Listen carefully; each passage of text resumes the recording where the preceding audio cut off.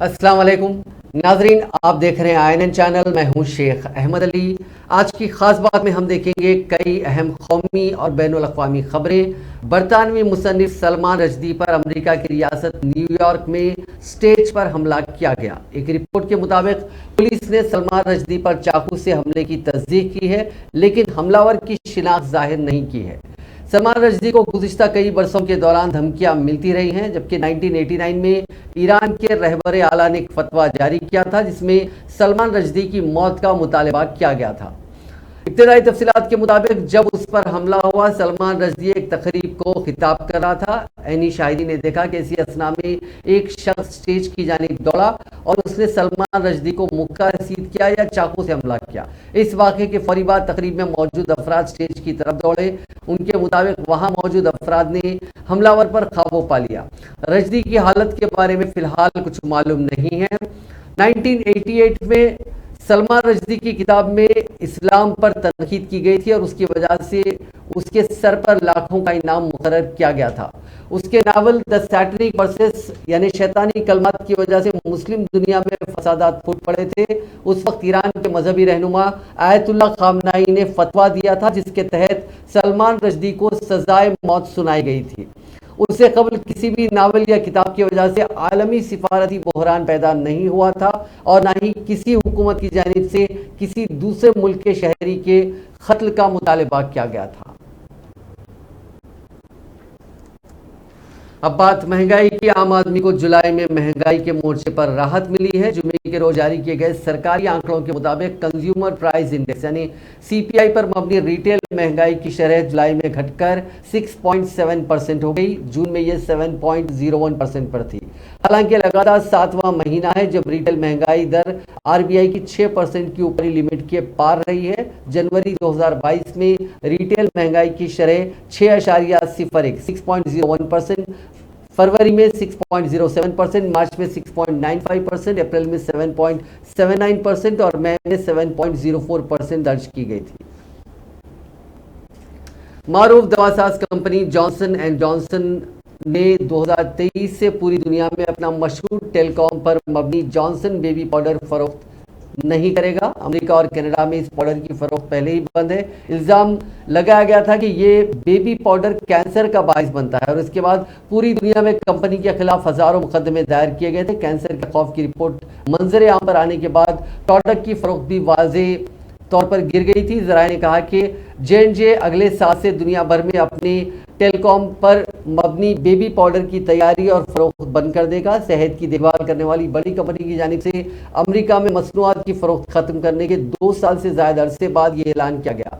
एक रिपोर्ट के मुताबिक इस कंपनी को खवातीन के हजारों मामलात का सामना है। खवातीन ने इल्जाम लगाया कि टेलीकॉम पाउडर में एस्बेस्टस होता है जिसकी वजह से वो ओवरीन कैंसर की जद में आई। ताहम कंपनी ने इस बात का अदा किया कि कई दहाइयों की आज़ाद तहकीक से पता चला कि प्रोडक्ट इस्तेमाल के लिए महफूज है। कंपनी ने एक बयान में कहा कि हमारे आलमी पोर्टफोलियो की तशखीस के हिस्से के तौर पर हमने कॉर्न स्टार्च पर मबनी तमाम बेबी पाउडर्स की फरोख्त बंद करने का फैसला किया है। ताहम उसने कहा कि कॉर्न स्टार्च पर मबनी बेबी पाउडर पहले ही पूरी दुनिया के ममालिक में फरोख्त किया जाता है।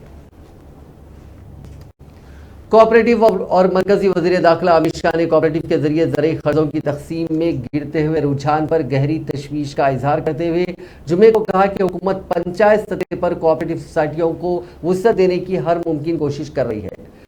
दही कोऑपरेटिव बैंकों की कौमी कॉन्फ्रेंस से खिताब करते हुए अमित शाह ने कहा कि 1992 से कोऑपरेटिव के जरिए ज़रई कर्जों की तकसीम में कमी वाक़ई हुई है। इस पर national bank for agriculture and rural development यानी नबार्ड की रिपोर्ट में भी बात की गई है। उन्होंने कहा कि मुल्क भर में 13 करोड़ लोग PSC के मेंबर्स हैं और 65,000 PSCs अच्छा काम कर रहे हैं। किसानों को पैक्स के जरिए 2 लाख करोड़ रुपए का ज़रई खर्च मिलता है जिसे बढ़ाकर 10 लाख करोड़ रुपए करने का हदफ रखा जाना चाहिए।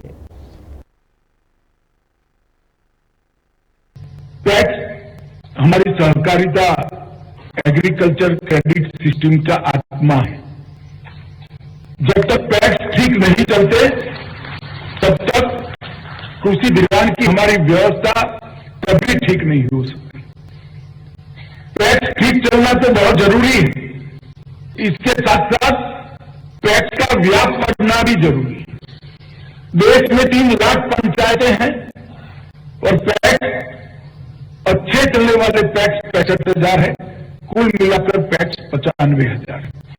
95,000 को ठीक कर लेंगे ऐसा भी मानते हैं, तो भी 2 लाख पंचायतें ऐसी है जहां पर पैक्स का अस्तित्व नहीं।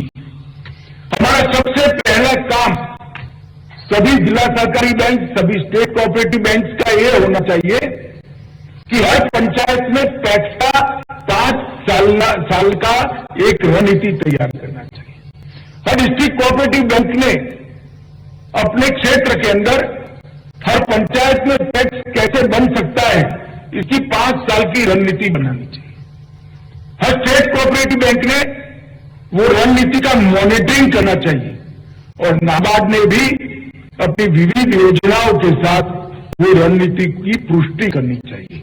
भारत सरकार भी अनेक योजनाओं के साथ इसका समर्थन करने जाएगी और इसीलिए सबसे पहली योजना भारत सरकार ने सहकारिता मंत्रालय बनने के बाद लाई है कि पैक्स को कंप्यूटराइज कर दिया जाए। पैक्स डिस्ट्रिक्ट कोऑपरेटिव बैंक और स्टेट कोऑपरेटिव बैंक को ऑनलाइन जोड़ दिया। अगर पैक्स को कंप्यूटराइज करेंगे तो उसके ह्यूमन रिसोर्सेज का, इसके मानव संसाधन बल का अपने आप अपग्रेडेशन हो जाएगा। पैक्स को अगर कंप्यूटराइज करेंगे तो प्रूडेंशियल नॉर्म्स जो है फाइनेंस के, वो अपने आप पैक्स में अप्लाई हो जाएंगे। पैक्स को कंप्यूटराइज कर देंगे तो ऑडिट की सारी व्यवस्थाएं अपने आप आपकी अकाउंटिंग सिस्टम के अंदर आ जाएगी। अलर्ट भी जनरेट होना शुरू हो जाएंगे, अलर्ट अपने आप आपको मिल जाएंगे। कंप्यूटराइजेशन आप मानकर चलिएगा कि 100 मर्ज की एक दवाई है और कंप्यूटराइजेशन तभी सफल हो सकता है जब भारतीय जनता पार्टी ने जेडीयू, आरजेडी और कांग्रेस की महागठबंधन हुकूमत के क़याम के बाद रियासत में जंगल राज की वापसी करार दिया और आज कहा कि बीजेपी बिहार में जराइम और खानदान परस्ती के खिलाफ जंग जारी रखेगी। बीजेपी के तर्जुमान संबित पात्रा ने पार्टी के मरकजी दफ्तर में एक प्रेस कॉन्फ्रेंस में कहा कि जेडीयू आरजेडी के दरमियान जिस तरह की सरगर्मियां बिहार में महागठबंधन के इख्तिदार में आने के बाद हुई हैं, वो उससे अवाम को बाखबर कराना चाहते हैं। गुज़िश्ता 10 अगस्त को बिहार में एक सहाफ़ी को गोली मारकर हल्ला कर दिया गया था। 11 अगस्त को एक और सहाफ़ी को कत्ल कर दिया गया और बीता के एक पादरी को इसका गला काटकर बेदर्दी से कत्ल किया गया। इसके अलावा बहुत सारे वाक़यात आरजेडी और जेडीयू की हुकूमत बनने के बाद रौनुमा हुए हैं। 10 अगस्त को, क्योंकि आप सब जर्नलिस्ट मौजूद हैं, आपके ही साथी और हमारे जानकार जर्नलिस्ट गोकुल यादव जो प्रभात खबर के थे, किस प्रकार से उन्हें जमुई में गोली मार करके उनकी हत्या कर दी गई। 11 अगस्त को ठीक उसी प्रकार एक और पत्रकार की गोपालगंज में हत्या कर दी गई और 11 ही अगस्त को बेतिया के रुदल प्रसाद बरनवाल जी, जो कि एक पुजारी थे राम जानकी मंदिर के, किस प्रकार से गला काट करके, गला रेत करके उन्हें मार दिया गया और उनका जो कटा हुआ गला था वो कहीं और मिला। 11 अगस्त को किस प्रकार पटना टोयोटा कार शोरूम में एक बहुत बड़ी लूट की खबर हुई, यह भी आप जानते हैं। और 11 ही अगस्त को किस प्रकार छपरा में जहरीली शराब के सेवन के कारण 6 लोग मृत्यु को प्राप्त हुए। छपरा में इससे पहले 13 लोगों की मृत्यु हुई थी, या यूं कह लीजिए जहरीली शराब के कारण 13 लोगों की हत्या हुई थी। और आदरणीय नीतीश कुमार जी के खुद गृह क्षेत्र नालंदा में 10 लोगों की मौत हुई थी। जिलावार आप देख सकते हैं, मैं बहुत जल्दी में जिस प्रकार से बहुत मैं कहूंगा अव्यवस्था फैल रही है बिहार में, उसका एक संस्मरण आपके सामने रखूंगा। जिला पश्चिम चंपारण में 12 वर्षीय किशोरी से सामूहिक दुष्कर्म होता है। मुजफ्फरपुर में व्यवसायी नलिन रंजन के घर दिन दहाड़े घुस लुटेरे 40 लाख रुपए की संपत्ति लूट लेते हैं। नरकटियागंज में नाबालिग से सामूहिक दुष्कर्म होता है। जमुई में प्रभात खबर के गोकुल यादव जी के विषय में मैंने आपको बताया।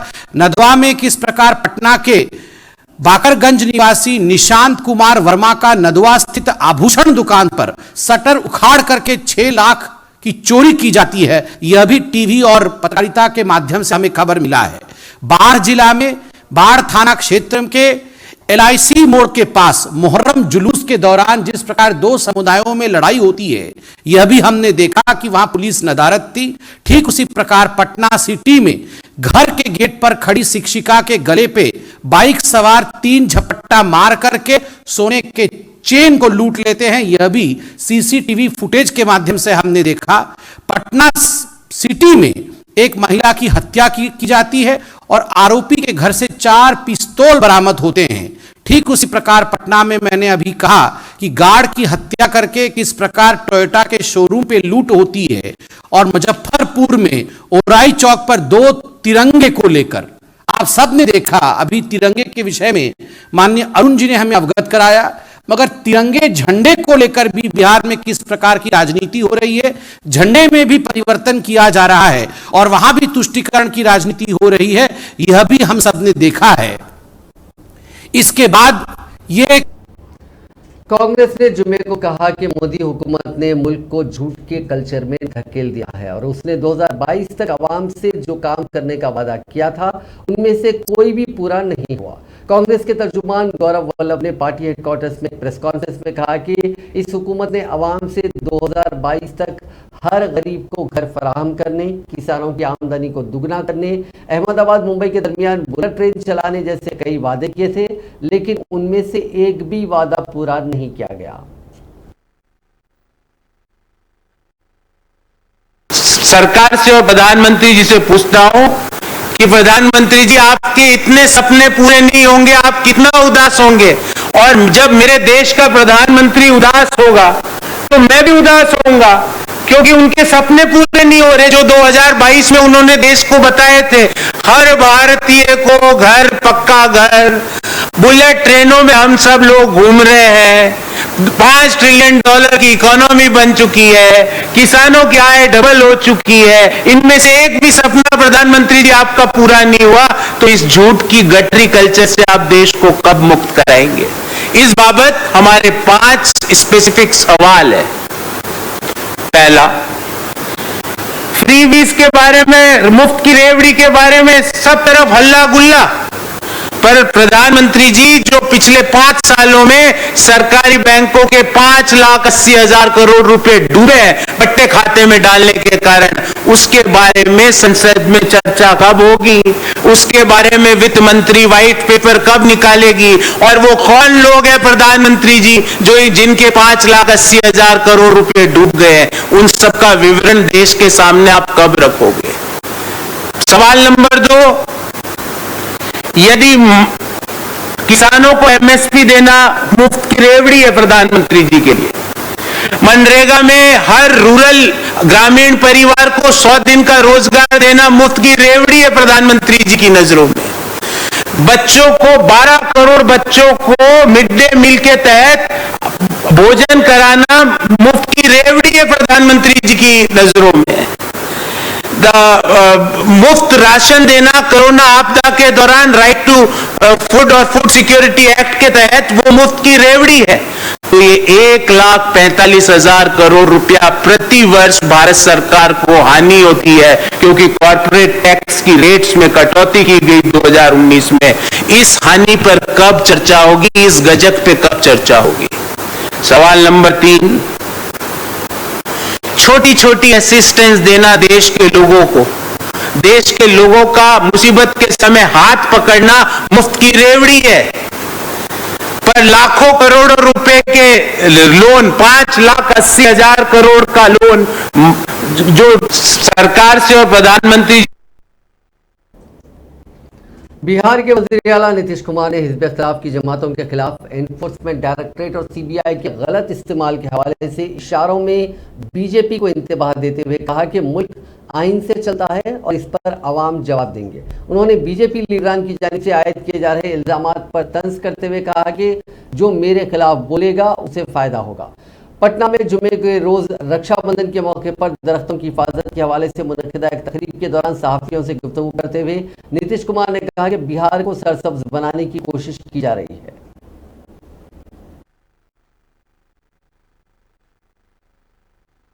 देखिए भाई, एक बात हम हाथ जोड़ कर वो सब मेरे मन में कोई बात नहीं। जो कहता रहे हमारे नजदीक भी कह देता हम प्रणाम करते छोड़ो ना भाई साहब। हमारा काम है सब काम करना और कोशिश करेंगे कि सभी दल मिल करके एक साथ चलें। विपक्ष वाले तो बहुत अच्छा होगा, एक साथ मिल करके रहेंगे तो लोगों की समस्याओं के लिए बात करेंगे और समाज में अच्छा वातावरण रहे, इसके लिए सब मिल करके कोशिश करेंगे। को पूरा करेंगे, पीएम बनेंगे। अरे हम तो पहले ही बता दिया। सर एक सवाल इस तरह सब हमसे मत पूछिए। सर एक सवाल इस तरह से, सर नेशनल ऑपोजिशन यूनिटी के लिए आपका क्या रोल रहेगा? ऑपोजिशन यूनिटी पे नेशनल लेवल पे आपका क्या रोल रहेगा? जो हम लोग तो चाहेंगे सबको एकजुट करने का, तो उसमें पॉजिटिव काम कर रहे हैं। बहुत लोगों का फोन आ रहा है, बात हो रहा है, हम सब कर रहे हैं, सब करेंगे। पहले अपना यहाँ का काम करके फिर और जगह पर जल्दी से जल्दी होगा, जल्दी से जल्दी होगा। नहीं हमने तो कह दिया है कि जल्दी हो जाना चाहिए, क्योंकि आप जानते ही है ना सब लोग आपस में थोड़ा बात कर रहे हैं और बात करके हमने कहा जल्दी से जल्दी होना चाहिए। तो कल भी पूछ रहे थे तो हमने कहा कि जल्दी होना चाहिए, नहीं तो 15 के बाद तो निश्चित रूप से तुरंत हो जाएगा। 16 को रहता नहीं वो तो 16 को तो और पहले भी हो जाता हो ना, अच्छा है। आप तो चाहेंगे जल्दी से जल्दी। आप 16 से पहले वाला 4.5 मरकजी वजीर गिरिराज सिंह ने बिहार के नायब वजीर आला तेजस्वी यादव की एक वीडियो ट्विटर पर शेयर करते हुए निशाना लगाया था, जिस पर तेजस्वी ने जवाबी हमला बोला। गिरिराज सिंह ने तेजस्वी यादव के एक न्यूज चैनल को दिए गए इंटरव्यू की क्लिप शेयर करते हुए लिखा था कि 10 लाख नौकरियां देने का जो हमने वादा किया था वो हम वजीर आला बनने पर पूरा करेंगे। अभी तो हम नायब वजीर आला हैं। तेजस्वी यादव का कहना है कि गिरिराज सिंह ने जो वीडियो क्लिप शेयर की वो नामुकम्मिल है। उसी के साथ उन्होंने पूरी वीडियो भी ट्वीट की। मुकम्मल वीडियो क्लिप शेयर करते हुए तेजस्वी यादव ने कहा कि जनाब आली इतना बेशरम मत बनिए। 1 फुट लंबी चोटी रखने से कोई ज्ञानी यानी आलिम नहीं बन जाता जैसे आप रखते हैं। आप लोगों की इन चिरकुट हरकतों, एडिट वीडियो और सड़क छाप बयानों की बदौलत ही बीजेपी ये बुरी हालत में है। इन बेचारों का बिहार में कोई चेहरा ही नहीं। बाकी इस पूरी वीडियो सुनकर खुशी मनाएं। जो वीडियो तेजस्वी यादव ने शेयर किया उसमें वो कह रहे हैं कि हमने जो 10 लाख नौकरियों का वादा किया था तो बोले थे कि वजीर आला बनेंगे तब देंगे। अभी तो हम नायब वजीर आला हैं, लेकिन वजीर आला ने हमसे तबादला ख्याल किया कि वो इस मामले पर संजीदा हैं। अफसरान को हिदायत दी गई है कि ज़्यादा से ज़्यादा नौकरियां दी जाएं। गुजरात कांग्रेस ने जुमे को वादा किया कि अगर वो रियासत में बरसर इख्तियार होती है तो किसानों के 3 लाख रुपए तक के ज़राई खर्च माफ कर देगी। रियासती कांग्रेस चीफ जगदीश ठाकुर और साबिक सदर भरत सिंह सोलंकी ने कहा कि कांग्रेस हुकूमत की पहली काबीना मीटिंग में ये फैसला होगा। गुजरात असेंबली इंतखाब करीब आते ही कांग्रेस ने भी इंतखाबी तैयारियां शुरू कर दी हैं। रियासती कांग्रेस सदर जगदीश ठाकुर और साबिक सदर भरत सिंह सोलंकी ने कर्ज माफी के वादे का ऐलान करते हुए कहा कि कांग्रेस हमेशा किसानों के साथ खड़ी रही है और उनकी जिंदगी बनाने में, उनकी मदद करने में यकीन करती है। भरत सिंह सोलंकी ने कहा कि पार्टी किसानों को 10 घंटे तक मुफ्त बिजली देगी। पार्टी एक ऐसा कानून लाएगी जो खुले बाजार में भी किसानों की एमएसपी की हक की हिफाजत करेगा। जब ज़राई पैदावार की कीमतें खुले बाजार में क्रैश हो जाती हैं और एमएसपी सतह से नीचे आ जाती हैं। पार्टी ने किसानों को एमएसपी पर बोनस देने का भी वादा किया। उन्होंने कहा कि कोऑपरेटिव डेयरियों में दूध की पैदावार में ताउन के लिए मवेशी परवरी करने वालों को 5 रुपए फी लीटर की अदायगी की जाएगी। राज्य આપ સૌ ગુજરાતના લોકોની લાગણી ટેકાના કારણે પાર્લામેન્ટમાં ચૂંટાયા પછી જ્યારે ઉર્જા મંત્રી બનવાનું બન્યું અને ત્યારે મેં અહીંયા ચેમ્બર ઓફ કોમર્સમાં પ્રેસ કોન્ફરન્સ કરી અને મેં કહ્યું કે આ ગુજરાતની વીજળીને રાજ્યની ભાજપા સરકાર બહાર વેચી દે છે। ગુજરાતના ખેડૂતોને વીજળી આપતી નથી, ગુજરાતના લોકોને વીજળી આપતી નથી, ગુજરાતના લોકોને મોંઘી વીજળી આપે છે। તો જો આ ઉત્પાદન ને બધું સારું હોય અને એના આંકડા આપ્યા પછી રાજ્યના વીજળી મંત્રીએ પોતે કોઈ જવાબ આપી શક્યા નહીં ને મને ફરી મીટિંગમાં કે વરદભાઈ આવું બધું કહેવાને બદલે રહેવાનું, આપણે તો બધું બરાબર કરીએ છીએ, કરવાના છે, કંઈ રેક્ટિફાઈ કરવાનું હોય તો। बीजेपी की हुक्मरानी वाली रियासत मध्य प्रदेश में रक्षाबंधन के दिन मुल्क को शर्मसार कर देने वाली वारदात अंजाम दी गई। रियासत के झाबुआ में दबंगों ने एक आदिवासी खातून को बरहना करके उसकी लाठी डंडों से पिटाई की। इस दौरान खातून को अगवा करने की भी कोशिश की गई। वाकई की वीडियो सोशल मीडिया पर वायरल हो रही है। यह वाकया रायपुरिया थाना इलाका के रूपारेल में पेश आया। वीडियो में दबंग आदिवासी खातून को बनाकर लाठी डंडों से पीटते और उसे जबरन मोटरसाइकिल पर बिठाने की कोशिश करते नजर आ रहे हैं। इस दौरान एक शख्स उनकी मुखालिफत करता हुआ भी नजर आ रहा है। बताया जाता है कि दबंगों की मुखालिफत करने वाला शख्स खातून का शौहर है। इस वारदात की किसी ने वीडियो बनाकर सोशल मीडिया पर पोस्ट कर दी। कांग्रेस पार्टी ने इस वाक़े पर सख्त रद्द-ए-अमल जाहिर किया। पार्टी के तर्जुमान अजय सिंह यादव ने कहा कि खातून को बरहना हालत में पीटे का वाक़या मध्य प्रदेश के लॉ एंड ऑर्डर की सूरत हाल को बयान करने के लिए काफी है। दिल्ली के मालवीय नगर में जुमेरात की शाम एक होटल मैनेजमेंट स्टूडेंट का कत्ल कर दिया गया। मकतूल की पहचान मयंक पवार के तौर पर की गई। इस लड़के की उम्र 25 बरस थी। डीडीए मार्केट में 4-5 लोगों ने उसे घेरकर चाकुओं से हमला कर दिया। उसे अस्पताल ले जाया गया जहां उसकी मौत हो गई। यह वाकये का सीसीटीवी फुटेज भी सामने आया। वीडियो में दिख रहा है कि एक नौजवान भागता हुआ सड़क पर आता है। 4 से 5 लोग उसका पीछा करते हुए उसे पकड़ लेते हैं और मारपीट करने लगते हैं। इसके बाद नौजवान पर चाकुओं से हमला किया जाता है। क्लिप में दिख रहा है कि भीड़ तमाशबीन बनी हुई है। मयंक को अधमरा छोड़कर मुलजिम फरार हो जाते हैं। इस वाकये के बाद मयंक का दोस्त उसे लोगों की मदद से अस्पताल ले गया जहां इलाज के दौरान उसकी मौत हो गई। हिंदुस्तान की आज़ादी के 75 साल पूरे होने के मौके पर मोदी हुकूमत की तरफ से आज़ादी के अमृत महोत्सव के तहत हर घर तिरंगा मुहिम चलाई जा रही है। वहीं गाजियाबाद में वाक़ई डासना देवी मंदिर के पीठाधीश्वर और जूना अखाड़े के महामंडलेश्वर नरसिम्हानंद गिरी ने इस मुहिम की मुखालिफत की। उन्होंने हिंदुओं से अपील की कि वो इस मुहिम का बायकॉट करें। एक रिपोर्ट के मुताबिक उन्होंने हिंदुओं से कहा कि तिरंगे का बायकॉट करो क्योंकि इस तिरंगे ने तुम्हें ही बर्बाद किया है। हर हिंदू के घर पर हमेशा भगवा परचम होना चाहिए। इस रिपोर्ट के मुताबिक नरसिम्हानंद का कहना है कि इस मुल्क में तिरंगे के नाम पर एक बहुत बड़ी मुहिम चल रही है। ये मुहिम हिंदुस्तान की बरसरे इख्तिदार पार्टी चलवा रही है। तिरंगे बनाने का सबसे बड़ा ऑर्डर बंगाल की एक ऐसी कंपनी को दिया गया जिसका मालिक सलाहुद्दीन नाम का एक मुसलमान है। उन्होंने मजीद कहा कि दुनिया के सबसे बड़े पाखंडी हिंदू हैं। हिंदुओं के दलाल मुसलमानों के माशी बाइकआउट की बात करते हैं। वो चीख कर कहते हैं कि हिंदुओं को मुसलमानों का माशी बाइकआउट करना चाहिए, लेकिन हुकूमत बनने के बाद वो सरकारी ठेके भी मुसलमानों को दे देते हैं। एक बहुत बड़ा अभियान इस देश में चल रहा है तिरंगे के नाम पर, और वो भारत की सत्तारूढ़ पार्टी चलवा रही है। और इस तिरंगे का जो सबसे बड़ा ऑर्डर दिया गया है वो एक बंगाल की कंपनी है जिसका मालिक है सलाहुद्दीन नाम का एक मुसलमान। हिंदुओं के दलाल जो बात करते हैं वो मुसलमानों के आर्थिक बहिष्कार की बात करते हैं। चिल्ला चिल्ला कर कहते हैं कि हिंदू समाज को मुसलमानों का आर्थिक बहिष्कार करना चाहिए। और जब इनकी सरकार बन जाती है तो सरकारी ठेके भी मुसलमानों को देते हैं। अगर जिंदा रहना है तो मुसलमान को पैसे देने वाले इस तिरंगा अभियान का बहिष्कार करो। सभी लोगों से मेरा अनुरोध है, किसी भी मुसलमान के पास जब हिंदू का पैसा जाता है तो वो जिहाद के लिए ज़कात देता है, और वही ज़कात तुम्हारे और तुम्हारे बच्चों के कत्ल के एक बहुत बड़ा अभियान इस देश में चल रहा है। बिहार के सारण में 7 लोगों की मुश्तबा हालत में मौत हुई। अफराद खानदान का कहना है कि मरने वालों ने शराब पी थी। अचानक तबीयत बिगड़ने लगी। अस्पताल में इलाज के दौरान सभी ने दम तोड़ दिया। इधर पुलिस इंतजामिया अमवात के पीछे की वजह बीमारी बता रही है। मौत के बाद पुलिस इंतजामिया और मुतालिका डिपार्टमेंट ने ताबड़तोड़ छापेमारी की। इसमें मरने वालों के घर से 45 फीट की दूरी पर भारी मिकदार में शराब मिली।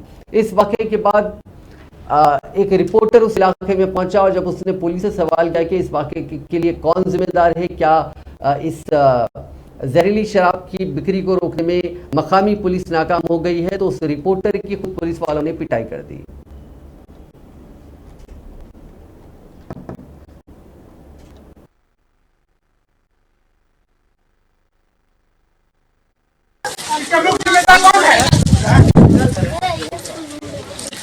आप लोगों को जवाब देना होगा सर।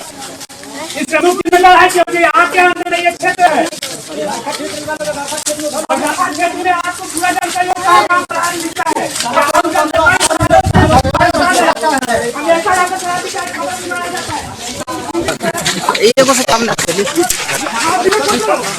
तुम लोग कैसे लेते हो, वीडियो बना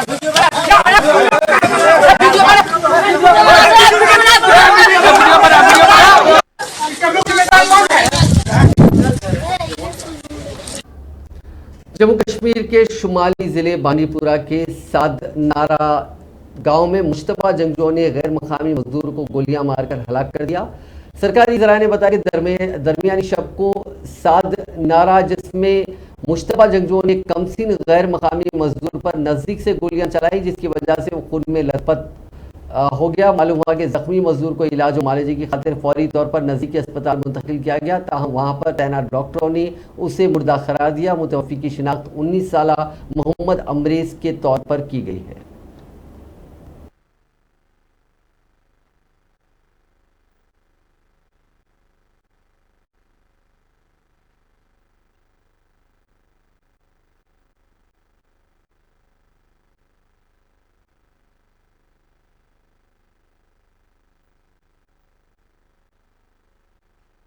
मोहम्मद तंजीर, ये तकरीबन सर ये भाई है, भाई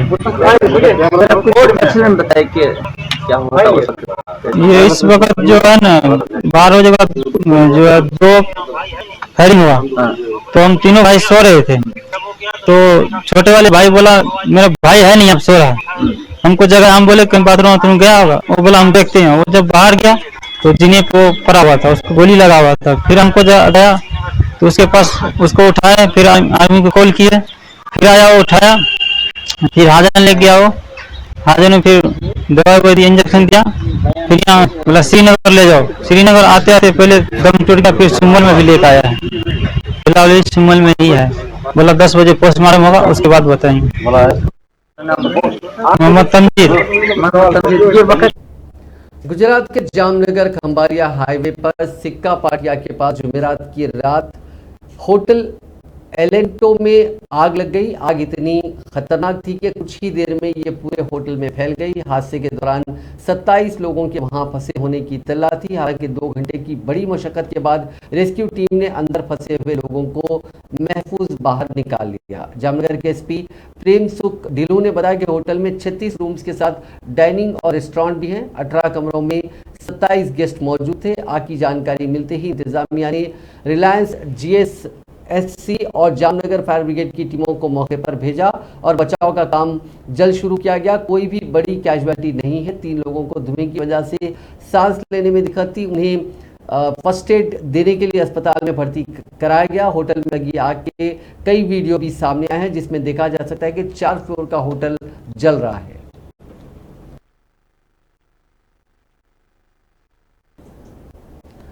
बेंगलुरु से मालदीव की दारुल-हुकूमत माले जा रहे गो फास्ट की फ्लाइट ने तमिलनाडु के कोयम्बतूर एयरपोर्ट पर इमरजेंसी लैंडिंग की। इसमें करीब 92 मुसाफिर सवार थे जो महफूज हैं।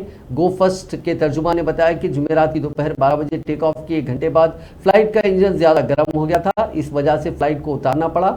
ये फ्लाइट शाम को मालदीव के लिए रवाना हुई। अब बात कोरोना वायरस की। हिंदुस्तान में कोरोना के मामले एक बार फिर बढ़ रहे हैं। इसी बीच तशवीश बढ़ाने वाली खबर आई है कि दिल्ली के लोकनायक जयप्रकाश नारायण अस्पताल में हुई एक स्टडी में ओमिक्रॉन के नए सब वेरिएंट BA.2.75 की तस्दीक हुई। बता दें कि पिछले 24 घंटों में मुल्क में कोरोना के 16,561 मरीज मिले। वहीं दिल्ली में 2,779 लोग मुतासिर हुए। सुप्रीम कोर्ट ने नोएडा के सेक्टर 93A सुपरटेक के ट्विन टावर्स को गिराने के लिए मंजूरी दे दी है। 28 अगस्त को ये ट्विन टावर गिराए जाएंगे। कोर्ट ने इससे पहले ट्विन टावर को गिराए जाने के लिए 3 महीने की मोहलत दी थी। CBRI यानी सेंट्रल बिल्डिंग रिसर्च इंस्टीट्यूट भी टावर्स को गिराने की मंजूरी दे चुका है।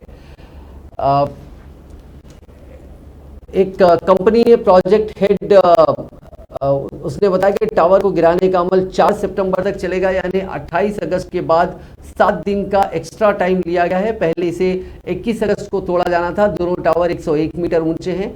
इसमें सियान 29 फ्लोर और एपेक्स 32 फ्लोर का बना हुआ है। दरअसल नोएडा इंतजामिया ने 2006 में सुपरटेक को 17.29 एकड़ लगभग 70,000 स्क्वायर मीटर जमीन सेक्टर 93A में अलॉट की थी। सेक्टर में emerald court group housing project के तहत 15 टावरों का यहाँ पे कंस्ट्रक्शन होना था। हर टावर में 11 मंजिलें बनी थी। 2009 में नोएडा अथॉरिटी के पास सुपरटेक बिल्डर ने रिवाइज प्लान जमा किया। ये पूरा आखिर में केस कोर्ट में साबित हुआ कि बिल्डिंग नाजायज है और कोर्ट ने इसे गिराने का हुक्म अंजाम दे दिया। नाज़रीन, आज की खास बात में बस इतना ही। आपसे कल मुलाकात होगी नई खबरों के साथ। आप देखते रहिए INN चैनल।